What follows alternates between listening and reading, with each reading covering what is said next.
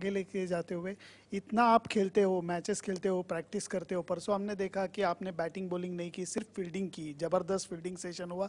दूसरे दिन आपने ऑफ लिया, तो ये रूटीन तोड़ना कितना ज़रूरी होता है और इसका क्या फ़ायदा होता है? काफ़ी बोला गया है कि जब आप कॉन्स्टेंटली क्रिकेट खेल रहे होते हो तो नेट सेशन से ज़्यादा जो रेस्ट होता है वो ज़्यादा फ़ायदेमंद होता है, स्पेशली अगर आप एक लंबे सीरीज़ का पार्ट हो। तो डेफिनेटली ये जो अभी हमारी सीरीज़ चल रही है, अगर आप ऑस्ट्रेलिया सीरीज़ को एक्सटेंड करें तो ऑन द होल 4.5 5 महीने का टूर है हमारे लिए। तो कंडीशन जहाँ तक बात की जाए तो हमें कंडीशन के बारे में सब कुछ पता है। हमने ऑलमोस्ट सारे वेन्यूज़ पे अपने मैचेस खेले हैं, तो हमें पता है विकेट्स कैसे बिहेव करती है, और अगर डिफरेंट विकेट प्रोवाइड किया गया है तो वो किस तरीके से बिहेव करेगी। So I think mentally fresh रहना ज़्यादा इंपॉर्टेंट है। What we are doing is हम वर्कलोड थोड़ा डिवाइड कर रहे हैं, क्योंकि काफ़ी लंबे ब्रेक्स भी हैं बीच में। तो हम कोशिश कर रहे हैं कि ऑल्टरनेट डे प्रैक्टिस करें, और रादर अगर हम 6 दिन का मीडियोकर लेवल का प्रैक्टिस करें, उससे बेटर है कि हम 3 दिन का हाई इंटेंसिटी प्रैक्टिस करें, क्योंकि उससे हमें ज़्यादा रिजल्ट मिलेगा। तो वी आर मिक्सिंग इट। और जो हमारा ऑफ डे भी होता है, फील्ड के हिसाब से ऑफ डे होता है, बट वापस होटल में सारे जिम करते हैं, पूल सेशन करते हैं, दूसरे स्पोर्ट्स में इंडल्ज करते हैं। यहाँ पे टेनिस कोर्ट है तो टेनिस खेल ले रहे हैं थोड़ा। All these things to keep our self fresh.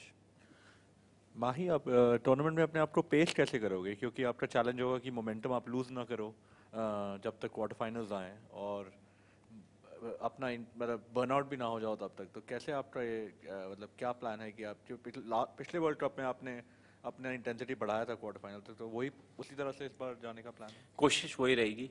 सब कुछ प्लान के हिसाब से नहीं होता है, तो जब चैलेंजेस अलग हो जाते हैं तो आपको उसके लिए रेडी रहना पड़ता है। और इसीलिए जो सारे प्लान्स हैं ना, जिस तरीके से हम प्रैक्टिस कर रहे हैं, जिस तरीके से हम जो प्लेयर्स का फिटनेस होता है उसका मेंटेनेंस कर रहे हैं, अभी तक तो सब कुछ हमारे हिसाब से अच्छा चल रहा है। बट आपने सही कहा है कि जैसे जैसे आप नॉकआउट स्टेज में जाएंगे, आपको अपना परफॉर्मेंस थोड़ा थोड़ा बेहतर करते रहना पड़ेगा। स्पेशली आपको मेंटेन करना पड़ेगा अपना परफॉर्मेंस, सो दैट कोई डिप ना हो परफॉर्मेंस में, और आपका जो मेन प्लेयर हो, ऑल ऑफ देम अगर वो सिलेक्शन के लिए अवेलेबल रहेंगे तो अच्छा रहेगा, स्पेशली नॉकआउट स्टेजेस में। तो जो सारी चीज़ों पे अभी तक बात हुई है, वो सारी चीज़ों को हमें मेंटेन करते रहना पड़ेगा। काफ़ी लोगों का डिफरेंट ओपिनियन रहेगा।